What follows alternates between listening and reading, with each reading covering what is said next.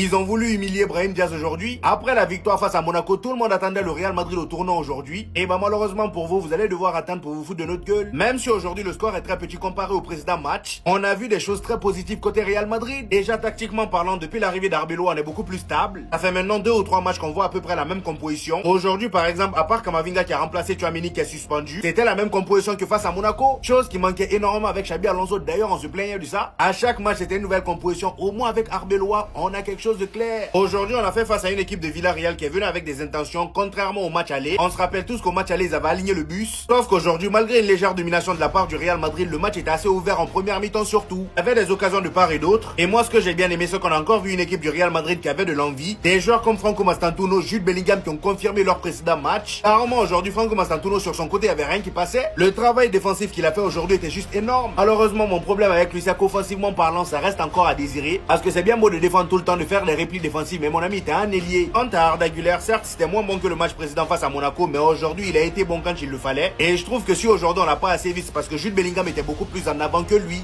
Et c'est justement ça qu'il faut éviter. Si Arda Güler doit jouer 10, il faut que Jude Bellingham reste derrière. Aujourd'hui, on va pas trop se plaindre, étant donné que Jude Bellingham a quand même été bon. Et le côté où il est un peu partout au milieu, là, moi, j'aime pas trop. Il faut que chacun respecte son poste. Et s'il y a bien quelqu'un qui m'a énervé aujourd'hui, c'est encore lui, Kamavinga. On a en 2026, mais le frérot, il maîtrise toujours pas ses pieds. Ah, c'est quoi ces pertes de balles? En première mi-temps, on a failli se prendre un but à cause de lui. Offensivement parlant, on a vu un Vinicius qui était bien en jambes aujourd'hui, comme au match précédent. Malheureusement, Kylian Mbappé n'était pas très en vue, mais il a quand même fini par marquer, heureusement. Défensivement, on a eu un très bon Raúl Asensio et Valverde. Maintenant, faut espérer un faux pas de la part du FC Barcelone demain.